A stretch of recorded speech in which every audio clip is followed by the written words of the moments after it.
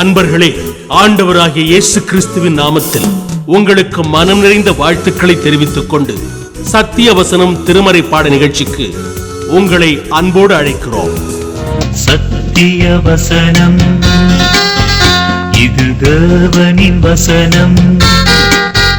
நாம் சோர்ந்து போகையில் கரம் கொடுக்கும் நம் தேவனின் வசனம், நம் தேவனின் வசனம். தம்முடைய குமாரன் அநேக சகோதரருக்குள்ளே முதற் பேரானவனாய் இருக்கும் பொருட்டு தேவன் எவர்களை முன்னறிந்தாரோ அவர்களை தமது குமாரனுடைய சாயலுக்கு ஒப்பாய் இருப்பதற்கு முன்குறித்திருக்கிறார். ஆண்டவராகிய இயேசு கிறிஸ்துவின் நாமத்தினாலே சத்தியவசன நேயர்கள், இதை பார்த்து கொண்டிருக்கிற மற்ற நண்பர்கள் ஒவ்வொருவருக்கும் எங்கள் வாழ்த்துக்களை கூறுகிறோம். இந்நிகழ்ச்சிகள் உங்களுக்கு பயனுள்ளதாக இருக்கும் என்று கர்த்தருக்குள் நம்புகிறோம். இந்த நாளிலும் உங்களோடு கூட வேதத்திலிருந்து ஒரு வசனத்தை மையமாக வைத்து ஒரு தேவ மனிதனுடைய வாழ்க்கையை பகிர்ந்து கொள்ள நான் விரும்புகிறேன். வேத புத்தகத்தில் பல தேவ மனிதர்களுடைய வாழ்க்கை பதியப்பட்டிருக்கிறது. அந்த தேவ மனிதர்களிடம் நாம் பின்பற்ற வேண்டிய அநேக சத்தியங்கள் உள்ளே இருக்கிறது. அதே போல அவர்கள் செய்த தவறுகளும் அங்கே பதிவிடப்பட்டிருக்கிறது. அவைகளை பார்த்து நாம் அந்த தவறை செய்யாமல் சற்று எச்சரிக்கையாக இருக்கும்படியாக தேவன் இரண்டையும் அவர்களுடைய வாழ்க்கையிலே வைத்திருக்கிறார். ஆனால் அத்தகைய தேவ மனிதர்களில் சில தேவ மனிதர்கள் தலையாய இடத்தை அவர்கள் வேதத்தில் பிடித்திருக்கிறார்கள். இன்று நாம் வேதத்தில் பார்க்கக்கூடிய ஒரு மனிதர், தேவ மனிதர் யோசேப்பு. அவரை குறித்து நாம் சில சத்தியங்களை வேதத்திலிருந்து நாம் தெரிந்து கொள்ளலாம். அவருடைய வாழ்க்கையை நாம் படிக்கும்போது 17 வயதில் அவர் வாழ்க்கை அங்கே பதியப்பட்டிருக்கிறது. அது ஆதியாகமம் 37வது அதிகாரத்தில் பதியப்பட்டிருக்கிறது. நீங்கள் யோசித்து பார்ப்பீங்கன்னா, வேத சத்தியங்கள் படிக்கும்போது தோற்றத்திற்கு கதையை போல் தோன்றும். ஆனால் அங்கே காணப்படுகிற கர்த்தருடைய வழிநடத்துதல், மனிதர்கள் அதை எப்படி எடுத்துக்கொண்டார்கள், அதை சரியானபடி பின்பற்றினார்களா, தவறிவிட்டார்களா, இப்படி நாம் அதை பார்க்கும்போது தேவன் நமக்கு அதை ஏன் எழுதி கொடுத்திருக்கிறார் என்பதை நாம் நன்றாகவே விளங்கிக் கொள்ளலாம். இந்த சத்தியத்தை நான் பகிர்ந்து கொள்வதற்கு முன்பதாக வேதத்திலிருந்து ஒரு வசனத்தை நான் உங்களுக்கு நினைவுபடுத்துகிறேன்.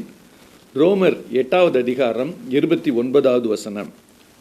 தம்முடைய குமாரன் அநேக சகோதரருக்குள்ளே முதற் பேரானவராய் இருக்கும் பொருட்டு தேவன் எவர்களை முன்னறிந்தாரோ அவர்களை தமது குமாரனுடைய சாயலுக்கு ஒப்பாய் இருப்பதற்கு முன் குறித்திருக்கிறார். தேவ மனிதர்களுடைய வாழ்க்கையை நாம் படித்து விடுகிறோம்.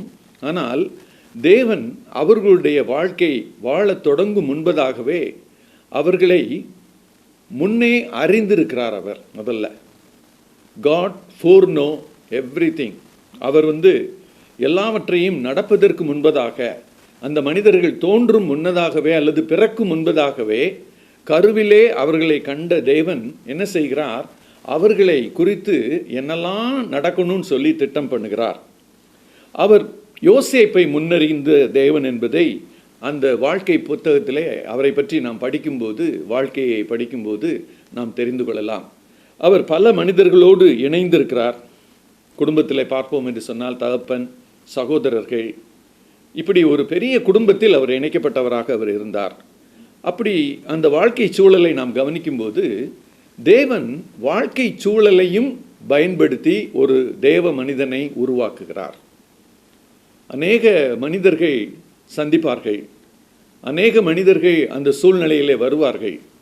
அவர்கள் ஒவ்வொருவரோடும் அந்த யோசேப்புக்கு என்ன தொடர்பு ஏற்படுகிறது, அவர் அதை எப்படி எதிர்கொண்டு எல்லாவற்றையும் செய்கிறார், இவைகளை நாம் கவனித்து பார்க்கலாம். தேவன் தமக்கு சித்தமானதையெல்லாம் செய்கிற வல்லமை உடையவர். ஒரு மனிதனுடைய வாழ்க்கையில் அவர் என்ன நினைத்திருக்கிறாரோ அதை நடப்பிக்கவும் அவர் வல்லவர். யோசேப்பை தேவன் முன்னறிந்தது மாத்திரமல்ல, தேவன் அவரை முன்குறித்திருக்கிறார். ப்ரீ டிஸ்டைன்ட்னு சொல்லலாம். அதை ஆண்டவர் முன்குறித்து அதை செய்வதை நாம் வேதாகமத்தில் பலருடைய வாழ்க்கையில் பார்க்கலாம். ஒருவேளை ஆபிரகாமுடைய வாழ்க்கையிலே பார்ப்போம் என்று சொன்னால், ஒரே மகன், அந்த ஒரே மகன் ஈசாக்கை ஆண்டவர் தெரிந்து கொண்டு ஈசாக்குக்கு 2 குமாரர், அவர்களில் யாக்கோபை முன்னறிந்து தெரிந்து கொள்கிறார். இப்போது யாக்கோபுக்கு 12 குமாரர், அதில் 11ஆவதாக பிறந்த யோசேப்பை கர்த்தர் முன்குறித்து தெரிந்து கொள்கிறார். இவைகளை நாம் பார்க்கும்போது தேவன் எதை அடிப்படையாக வைத்து தெரிந்து கொள்கிறார் என்ற சத்தியத்தை நாம் முழுமையாக அறிந்து கொள்வது கடினம். காரணம், அது அவர் சித்தத்துக்கு உட்பட்டது ஒன்று. இரண்டாவது, அவர் தம் சித்தப்படி செய்கிறது மாத்திரமல்ல, அவருடைய நோக்கம் நிறைவேறுவதற்கு எந்த மனிதன் அவருக்கு இந்த பாத்திரம் பயன்படுத்த வேண்டிய பாத்திரம் என்று யோசிக்கிறாரோ அவர்களை தெரிந்து கொண்டு அவர் பயன்படுத்துகிறார். ஆனால் பயன்படுத்தும் முன்பதாக உருவாக்குகிறார். யோசேப்பை தேவன் உருவாக்குவதற்கு செயல்படுகிறார். முதல் குறிப்பாக நான் உங்களோடு கூட பகிர்ந்து கொள்வது, யோசேப்பை உருவாக்க தேவன் செயல்படுகிறார். அவர் எப்படி செயல்படுகிறார் மொத்தமாக நம்ம யோசித்து பார்ப்போம்னு சொன்னால், ஒன்று கூடவே இருக்கிறாரு, உடன் இருக்கிறார். ரெண்டாவது வழி நடத்துகிறாரு, அவனை காப்பாற்றுறாரு, கடைசியில் உயர்த்துகிறார். இந்த 4 காரியங்களையும் ஆண்டவர் யோசேப்பினுடைய வாழ்க்கையில் செய்கிறார். பெற்றோர் இருக்கிறார்கள், சகோதரர் இருக்கிறார்கள், காலம் இருக்கிறது, சூழ்நிலை இருக்கிறது. இது எல்லாத்தையும் ஆண்டவர் என்ன செய்கிறார்? பயன்படுத்துகிறார். ரூல் பண்ணுறாரு, ஆளுகை செய்கிறார், ஓவர் ரூல் பண்ணுறார், பேராளுகையும் செய்கிறார். இந்த 2 வார்த்தைகளும் வேதாகமத்தில் நாம் கவனிக்க வேண்டிய ஒரு வார்த்தைகள். கர்த்தருடைய தன்மைகளை குறித்து அறிந்து கொள்ள நாம் முற்படும்போது, அவர் ஆளுகை செய்கிற தேவன் மட்டுமல்ல, அதை தாண்டி பேராளுகை செய்கிறவர். அந்த பேராளுகை வரும்போது எந்த மனிதனும் குறுக்கே நிற்க முடியாது, எதிர்த்தும் நிற்க முடியாது. ஒரு மனிதன் இந்த உலகத்தில் பிறந்த உடனேயே அவன் நினைக்கிறது, அவன் பார்க்குற உலகம், அவன் சுற்றி இருக்கக்கூடிய மனிதர்கள், அவ்வளோதான் அவன் பார்ப்பான். ஆனால் தேவன் எப்படி பார்க்கிறார் என்று சொன்னால், உலக தோற்றம் முதலே அவர் தன்னுடைய கிரியைகள் எல்லாவற்றையும் அறிந்து ஆராய்ந்து செய்கிற தேவன். அப்போஸ்தலர் 15:18 நீங்கள் வாசித்து பார்ப்பீங்கன்னா, உலக தோற்றத்துக்கு முன்னதாகவே தேவன் இருக்கிறார். தேவன் தம்முடைய எல்லா கிரியைகளையும் செய்வது இப்படித்தான், இதைத்தான் செய்ய வேண்டும் என்று சொல்லி அவர் தெரிந்து எல்லாவற்றையும் செய்கிறார். இப்போ நம்ம மனிதர்களுடைய தன்மைகளெல்லாம் நீங்கள் பார்த்தீங்கன்னா, அன்னன்னைக்கு எதிர்கொள்கிற காரியத்தை யோசித்து அன்னன்னைக்கு செய்வாங்க. ஆனால் தேவன் அப்படிப்பட்டவர் அல்ல. அவர் பூர்வ காலம் முன்பதாகவே எல்லாவற்றையும் ஒழுங்கும் நேர்த்தியுமாய் செய்கிற தேவனாய் அவர் இருக்கிறார். மனிதர்களுடைய வாழ்க்கையிலும் அவர் அப்படி குறுக்கிடுகிறார்.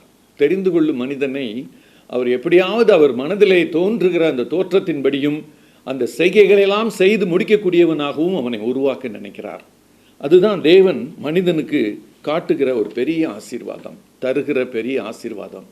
நாமே நம்மை உருவாக்கி கொள்ள முடியாது. தன்மைகள், நல்ல தன்மைகள் இருக்கிறது, நல்ல குணாதிசயங்கள் இருக்கிறது, சில கெட்ட குணாதிசயங்கள் இருக்கிறது. ஆனால் யோசேப்பினுடைய வாழ்க்கையில் நீங்கள் பார்ப்பீங்கன்னு சொன்னால், நல்ல குணாதிசயங்கள் எல்லாம் நிறைய அதில் வரும். படிக்கும்போதே நாம் நினைவு கூறலாம், நாம் ஆவியின் கனிகள் பற்றி கலாத்தியர் 5:22 படிப்போம், ஆவியின் கனியை பற்றி. அங்கே நம்ம படிக்கிற அந்த எல்லா கேரக்டரையும் நீங்கள் யோசேப்பினுடைய வாழ்க்கையிலே காண முடியும். இன்றைக்கி நம்ம முக்கியமாக ஒன்றை நாம் பார்க்க போகிறோம். அந்த கனியிலே விசுவாசம் என்று அங்கே போடப்பட்டிருக்கும். ஆங்கிலத்தில் நீங்கள் பார்ப்பீர்கள் என்று சொன்னால் அது ஃபெய்த்ஃபுல்னஸ். ஃபெய்த்ஃபுல், உண்மையுள்ள மனிதனாக தேவன் யாரை உருவாக்க நினைக்கிறார்? யோசேப்பை உருவாக்க நினைக்கிறார். அவருடைய வாழ்க்கையிலே நாம் அதை பார்க்கலாம். யோசேப்பு 37ஆம் அதிகாரம் ஆதியாகமத்திலே 2வது வசனத்தை நீங்கள் வாசித்தீங்கன்னா, யோசேப்பு 17 வயதிலே தன் சகோதரருடன் ஆடுகளை மேய்த்து கொண்டிருந்தான். அந்த இளைஞன் பில்காள், சில்பாள் என்னும் தன் தகப்பனுடைய மர்மானியாட்டிகளின் குமாரரோடு இருந்து அவர்களுடைய துன்மார்க்கத்தை தன் தகப்பனுக்கு சொல்லி வருவான். தகப்பன் அவனுக்கு கொடுத்திருந்தது, சகோதரர்களோடு போய் சேர்ந்து அந்த ஆடு மேய்க்கும் வேலையை அவர் செய்ய வேண்டும். அதோடு சேர்த்து அந்த சகோதரர்கள் எப்படி அதை செய்கிறார்கள், அங்கே என்னெல்லாம் இருக்கிறது என்று சொல்லி அவர் ஒரு ரிப்போர்ட்டை ஒரு செய்தியை தகவலாக தன்னுடைய தகப்பனாருக்கு அவர் சொல்லுகிறதை அங்கே பார்க்குறோம். இங்கே ஒரு 2 கேள்வியை நாம் கேட்டு பார்த்தால் நல்லது. அந்த சகோதரர் துன்மார்க்கத்தில் இருக்கிறார்கள், யோசேப்பு அதை பார்க்கிறார். இவருக்கு கண்ணு முன்னால் ஒரு சாய்ஸ் இருக்குது, ஒரு தெரிந்தெடுப்பு இருக்குது. ஒன்று, சகோதரரோடு சேர்ந்து தானும் துன்மார்க்கத்தில் ஈடுபடலாம், அந்த வாழ்க்கையில் அவர் உள்ளே போகலாம். அல்லது துன்மார்க்க வழி எனக்கு வேண்டாம், நான் உண்மையாய் தகப்பனுக்கு உண்மையாய் இருப்பேன், நான் சரியான காரியத்தை மட்டும்தான் செய்வேன்னு அதை தெரிந்தெடுத்தார் என்று சொன்னால், அந்த தெரிந்தெடுப்பு அவரை எப்படி அந்த நிகழ்ச்சியை பார்க்க வைக்கிறது என்று சொன்னால், தகப்பனுக்கு விரோதமாக இல்லை, எல்லா சகோதரர்கள் இதெல்லாம் செய்கிறாங்க தப்பான காரியத்தை, இது நம்முடைய குடும்பத்துக்கு நல்லது இல்லையே, தகப்பனுக்கு இது உண்மையற்ற ஒரு செயலே, இந்த உணர்வுகள் அவரை தூண்டி இருக்க வேண்டும். அதனால் அவர் என்ன செய்கிறாரு, அவங்க அப்பாட்ட அந்த துன்மார்க்கத்தை பற்றியெல்லாம் அவர் அறிவிக்கிறவராக அவர் இருந்தார். இன்னொரு பகுதியை நம்ம யோசித்து பார்க்கும்போது, இங்கேயே இந்த ஆடு மேய்க்கும் தொழில் என்பது அவர்கள் ஊராக அல்லது அந்த வனாந்தரங்களில் அவர்கள் அதிகமான நாட்களை செலவிட வேண்டும். ஒரு தடவை போயிட்டு வந்தாங்கன்னா திரும்புறதுக்கு பல நாட்கள் ஆகும். அப்படி நாம் வைத்து பார்க்கும்போது யாருமே அவர்களை கவனிப்பதற்கு இருக்க மாட்டார்கள், என்ன நடக்கிறது என்று தெரியவே தெரியாது. அப்போ இதற்கு சொந்தக்காரர்கள் எப்போதுமே தகவலை தெரிந்து கொள்ள விரும்புவார்கள். இந்த அருமையான செல்ல மகன் இந்த யோசேப்பு அவருக்கு தகப்பனுக்கு எப்போதும் உண்மை உள்ளவராக அவர் இருக்கிறதை பார்க்கிறோம். இந்த உண்மையுள்ள தன்மை என்பது யோசேப்பினுடைய வாழ்க்கையில் ஆரம்பம் முதல் கடைசி வரைக்கும் நம்ம பார்க்கலாம். இன்று உண்மையாய் நடப்பதற்கு அநேகர் நம்ம பிரியப்படுறதில்லை. அதுக்கு நம்மளே காரணம் சொல்லிக்கிடுவோம். இந்த காலத்தில் உண்மையாக எப்படி இருக்கிறது, இந்த காலத்தில் நம்ம உண்மையாக இருக்கிறது கஷ்டமே அப்படின்லாம் நம்ம யோசித்துக்கிடுவோம். ஆனால் காலங்கள்லாம் பிரச்சனை இல்லை. தேவன் நாம் உண்மையுள்ளவர்களாய் இருக்க வேண்டும் என்று விரும்புகிறார். காரணம் என்னென்னா, அவர் உண்மையுள்ள தேவன்.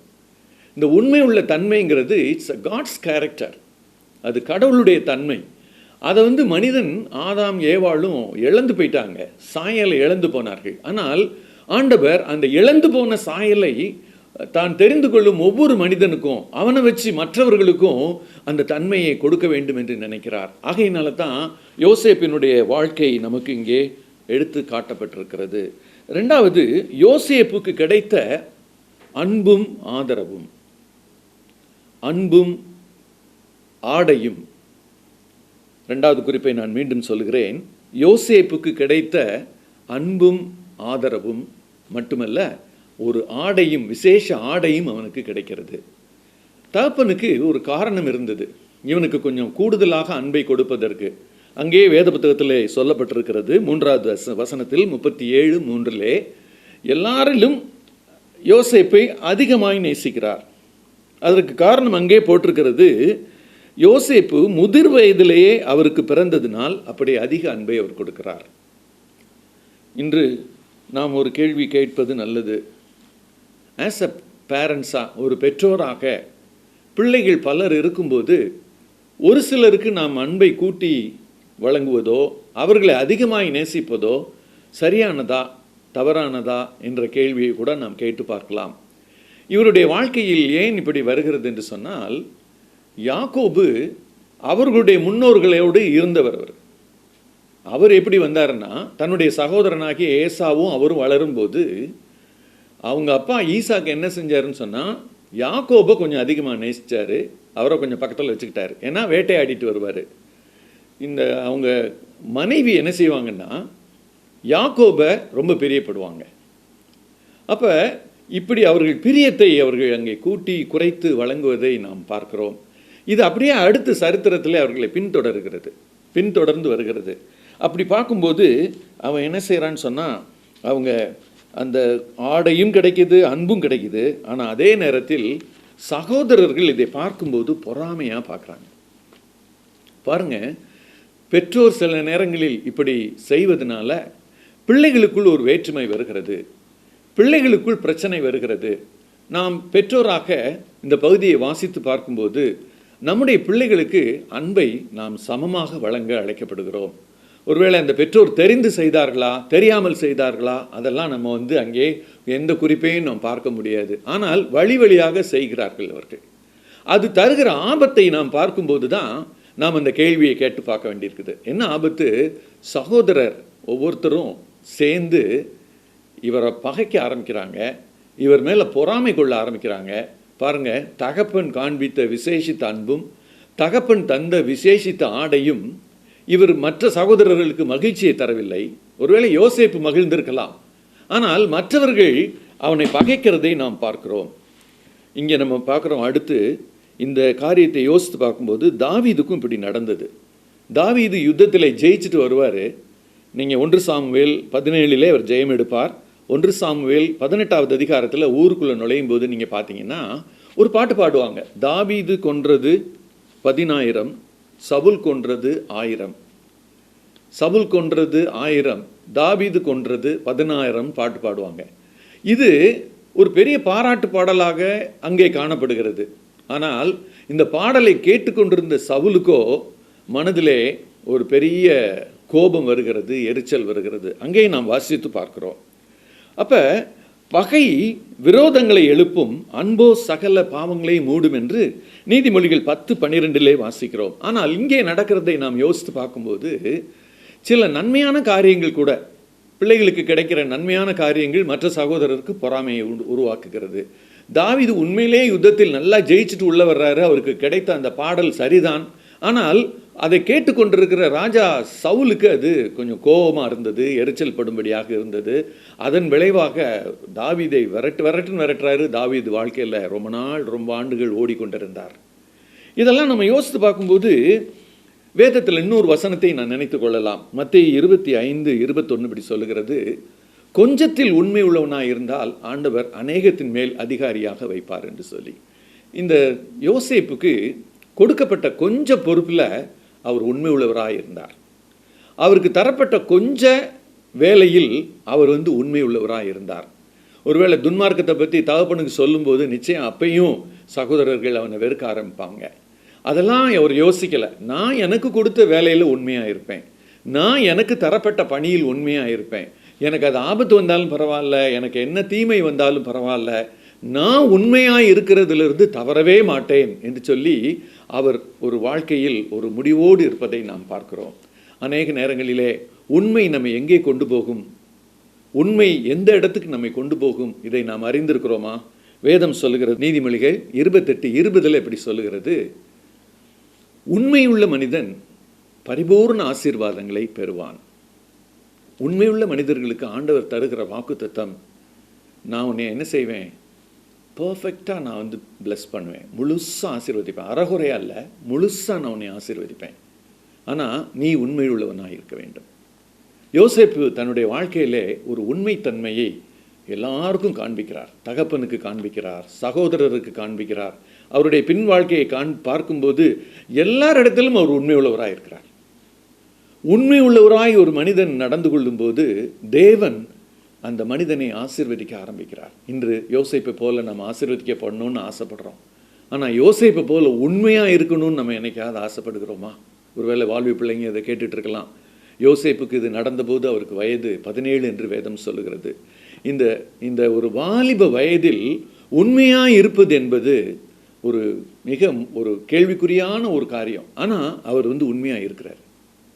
நீங்களும் நானும் இந்த யோசேப்பினுடைய வாழ்க்கையிலிருந்து நாம் உண்மையாக இருந்தால் கண்டிப்பாக ஆண்டவர் நம்மளை ஆசீர்வதிப்பார், அதில் எந்த சந்தேகமும் இல்லை என்று சொல்லி அந்த உண்மையுள்ளவர்களாக இருப்பதற்கு தீர்மானிப்போம் என்று சொன்னால் நம்முடைய வாழ்க்கையும் ஆண்டவர் பரிபூர்ண ஆசீர்வாதங்களை தருவார். கண்களை மூடி நாம் ஜெபிப்போமா? எங்களை அதிகமாய் நேசிக்கிற எங்கள் அன்பின் பரமத்தகப்பனே, யோசேப்பினுடைய வாழ்க்கையிலே அவர் முதலாக அவருக்கு நீர் கொடுத்த ஒரு பெரிய ஒரு தன்மை, உண்மை உள்ளவனாக இருக்கும் ஒரு தன்மை ஆண்டவரே. அதற்கேற்ற சூழ்நிலையை நீர் அவருக்கு கொடுக்கிறீர், தெரிந்து கொள்ளும் சூழ்நிலையை கொடுக்கிறீர். துன்மார்க்கமா அல்லது சரியான வழியா? அங்கே அவர் தெரிந்து கொள்கிறார், துன்மார்க்க பாதை வேண்டாம், சரியான பாதையை நான் தெரிந்தெடுப்பேன். அதுதான் உண்மையுள்ள மனிதன் செய்யக்கூடிய ஒரு காரியம் தகப்பனே. அதே போல தனக்கு கிடைக்கிற அன்பின் நிமித்தமாக சகோதரர் பகைக்கிறார்கள், சகோதரர்கள் வெறுக்கிறார்கள். சரி, இப்பயாவது ஒரு உண்மை தன்மையிலிருந்து விலகுகிறாரா? இல்லை, அவர் கடைசி வரைக்கும் உண்மையுள்ள மனிதராகவே ஆண்டவரை வாழ்கிறார். இதை பார்க்கும்போது நாங்களும் உடைய சமூகத்தில் கேட்கிறோம், எங்களை உண்மையுள்ள மனிதர்களாக நீர் மாற்றும் ஆண்டவரே. எங்கள்கிட்ட இருக்கிற மாய்மாலங்கள், பொய்த்தன்மைகள், வெளியிலே ஒன்று பேசுவது, உள்ளே ஒன்று நினைப்பது, நினைத்த காரியம் ஒன்று, செய்வது ஒன்று, இப்படி ஏகப்பட்ட குழப்பங்கள் மத்தியிலே உண்மையை நாங்கள் தவற விட்டு விடுகிறோம், உண்மையாக இருப்பதை தவற விட்டு விடுகிறோம். நீர் எங்களுக்கு உதவி செய்யும்படி நாங்கள் ஜெபிக்கிறோம். தொடர்ந்து எங்களை பலப்படுத்தும், தொடர்ந்து எங்களை ஆசீர்வதியும். இயேசு கிறிஸ்துவின் இனிய நாமத்தில் ஜெபத்தை ஏறெடுக்கிறோம் எங்கள் ஜீவனுள்ள நல்ல பரம தகப்பனே. ஆமேன்.